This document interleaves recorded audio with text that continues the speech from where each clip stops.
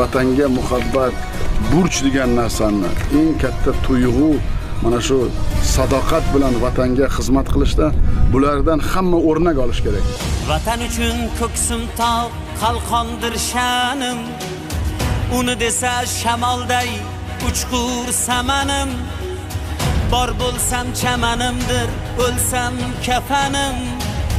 Mangu berdilik menga taqdiri azal.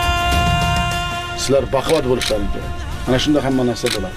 Ana shunga sizlar har kuni kuchlaringni, qudratlaringni bilim. Qachon biz qo'rqmaymiz, bilimli bo'lsak. Qachon biz bilimli bo'laymiz, o'zimiz ustimizda ishlasak, ishlashimiz kerak.